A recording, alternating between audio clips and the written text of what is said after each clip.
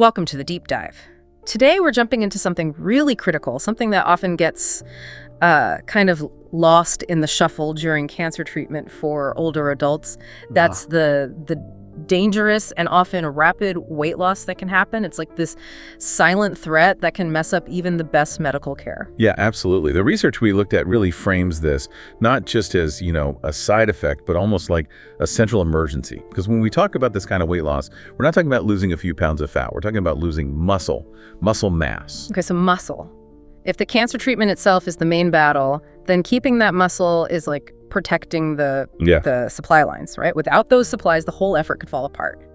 Why is muscle so critical here? What makes it the immediate threat? Well, think of muscle as the body's engine.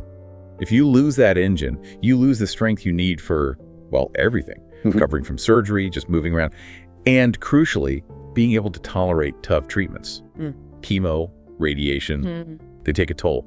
If you don't have the muscle, your ability to fight back and recover is seriously weakened. Got it. So our mission today is pretty clear then. We want to pull out the most powerful, practical nutritional strategies from the sources we reviewed, strategies designed specifically to stop this unintentional weight loss. And honestly, the first big takeaway seems almost backward. It's like, forget every diet rule you've ever learned. It really is a total flip. We have to reverse the usual thinking. Yeah. For years, it's been ingrained. Eat light, cut the fat, avoid sugar. But the body, when it's fighting cancer and dealing with treatment, is under immense stress. Yeah. High metabolic stress. It's burning through fuel like crazy. So those light rules, they actually work against you here. Okay, that makes sense physiologically, I guess. Fighting a battle needs fuel. But it's a tough mental shift, isn't it? Are the sources really saying embrace high-fat, high-calorie, high-protein foods, like actively seek them out? Absolutely. You need the most efficient, most powerful fuel you can get. And that brings us to the core idea, the principle that kind of simplifies everything.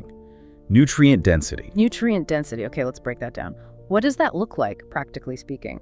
Especially when someone feels awful, their appetite is gone, maybe they can only manage a few bites. It means packing the absolute maximum calories and protein into the minimum amount of food. Yeah. Tiny volume, huge impact.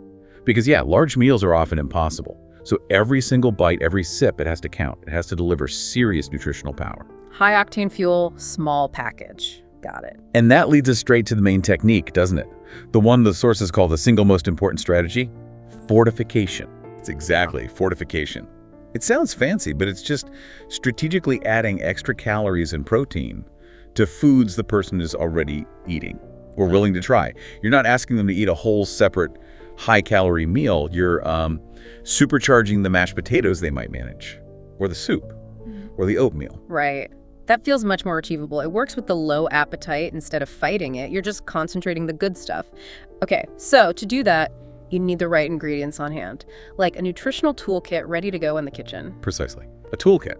Let's start with the calorie heroes. And the first rule here is, you have to get over the fear of fat.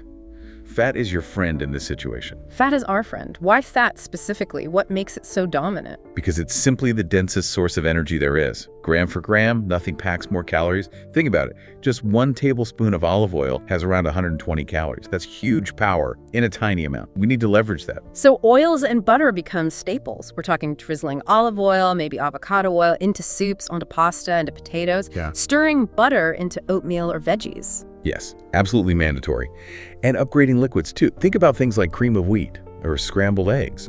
Instead of using water or skim milk, use heavy cream. You're swapping out a 0-calorie liquid for something incredibly calorie dense without adding any extra volume to the meal. And that means, like you said, ditching the diet dairy aisle completely. No more skim milk, no non-fat yogurt. Definitely not. We need efficiency.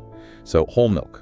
Full-fat Greek yogurt, the 5% kind, full-fat cottage cheese, density, density, density. Oh, and don't forget nut butters. Peanut butter, almond, cashew. They're fantastic. Good fats, protein, calories, all in one easy-to-eat spread. Okay, those are the calorie champs. Now the muscle builders, the protein heroes. We need protein for repair, right, to keep that engine running. What's the top hack there? The number one tool really is unflavored protein powder. Whey, soy, plant-based isolate, whatever works.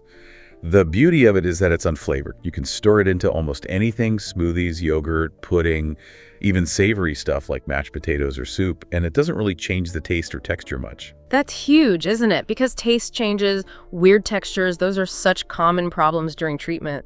This bypasses that whole issue. It's the ultimate stealth protein delivery system. Yeah. Another trick, maybe a bit old school, but still really effective, is non-fat dry milk powder. You take a glass of whole milk and you stir in maybe 2 to 4 tablespoons of this dry milk powder. Boom, you've basically doubled the protein and calories without making the drink any bigger. Pure density. Wow, that's a great tip, especially if someone gets full quickly from liquids but needs that boost. And then, of course, the more obvious powerhouses like Greek yogurt and eggs. Greek yogurt is key, yeah, because it naturally has about twice the protein of regular yogurt. Same serving size, double the protein. And eggs, well, eggs are often called the perfect protein, right? Great amino acid profile. Serve them however they're tolerated. Best scrambled, boiled, whatever works. Okay, so we have our toolkit. Fats like oils, butter, cream, full-fat dairy, nut butters. Proteins like powders, milk powder, Greek yogurt, eggs. Now, putting it into action, the sources emphasize simple ideas, not fancy recipes, which makes sense. Fatigue is a massive issue. We need easy, high-impact options. Exactly right. These aren't gourmet meals. They're strategic combinations of those heroes we just talked about. Minimum effort, maximum return. Okay, hero idea number 1. The all-in-one super shake. Sounds like the go-to for days when even chewing feels like too much effort. Plus, it's cold, often soothing. Yeah, this needs to be a real powerhouse. Start with a whole milk base, definitely. Yeah. Then for fat and creaminess, the sources get creative. They suggest either half an avocado or, and this is great, half a cup of full-fat ice cream. Ice cream. I love that they include that. It acknowledges that taste, and frankly, just getting calories in quickly matters. Okay, so milk-based avocado or ice cream, then what? Then you load it up. A scoop of protein powder, 2 tablespoons of peanut butter or almond butter, maybe half a banana for flavor and potassium. Blend it all up. And the payoff, how many calories are we talking? Easily 600, maybe even 700 calories in one shake. And the advice is key. Sip it slowly, over an hour. Maybe use an insulated cup with a straw. Make it manageable. Fantastic. Okay, next up, a warm option. The fortified morning bowl. Taking something basic like instant oatmeal or cream of wheat and giving it a serious upgrade. The upgrade starts right from the cooking. Use whole milk or even heavy cream instead of water to cook it. First calorie boost right there. But the magic happens after it's cooked, right? Once it's off the heat, you stir in 3 key things. 3 power-ups. 1 tablespoon of butter, more fat. 1 scoop of that unflavored protein powder, stealth protein. And importantly, maple syrup or brown sugar. Okay, let's pause on the sugar because that's another mental hurdle, isn't it? Sugar is bad. How do we square that with the advice here? Because in this specific context, the body desperately needs readily available energy. Sugar provides that instantly. It helps spare the muscle from being broken down for fuel. So yes, adding that sweetener isn't just for taste. It's a deliberate calorie strategy. This whole process turns a basic, maybe 150-calorie bowl into a 400-calorie high-protein meal. Easy win. Makes sense. Okay, for the really tough days, peak fatigue days, there's the no-cook power pudding. Sounds like minimal effort. 30 seconds, maybe. That's the goal. The base is one of our dairy heroes. A single serving cup of full-fat Greek yogurt, the 5% kind, or maybe full-fat cottage cheese. And then just stir things in? Yep. Stir in 1 tablespoon of almond butter or another nut butter. Add a scoop of protein powder. Vanilla works well here. Maybe top with a little granola for crunch and extra calories. Done. No cooking. Super dense. Love it. Okay, finally, acknowledging that sometimes big meals are just impossible, but small bites might work. The bite-sized grazing heroes. Exactly. Focusing on high-impact snacks. Things like apple slices, but with a really thick layer of peanut butter. Maximize the calories per bite.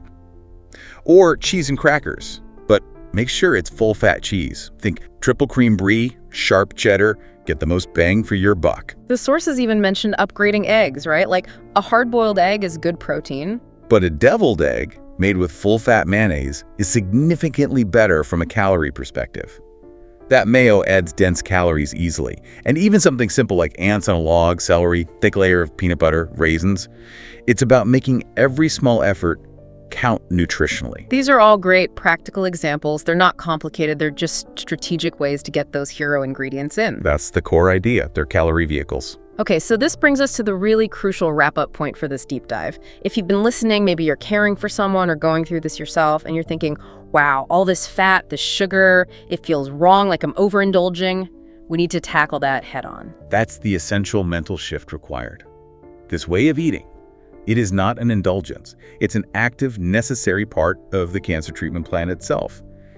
You are deliberately, strategically giving your body the high-octane fuel and the building blocks the protein it desperately needs to fight the cancer, repair tissue, and maintain strength. It's like loading up the body's defenses. Supplying this dense fuel is just as vital, just as non-negotiable as showing up for that chemo appointment or radiation session. They work together. They're completely linked to the potential for recovery, which I think leads to a really important question for you, the listener. How can you build more self-kindness into this? Because this nutritional battle, it's fought every day. It's exhausting physically and mentally. Yeah, that self-kindness piece is huge. It's about acceptance, isn't it? Accepting that this is hard and being kind to yourself about it. Recognizing that on a really bad day, maybe all you can manage is a few sips of that super shake or just one of those fortified crackers. Yeah. And that's a win. Absolutely. A huge victory, actually. And that victory, no matter how small it feels, deserves to be acknowledged, maybe even celebrated. So final thought is, forget those old restrictive diet rules for now. Embrace fortification. Stock your toolkit with those calorie and protein heroes and know that every single bite, every sip is helping you maintain that crucial engine for the fight ahead.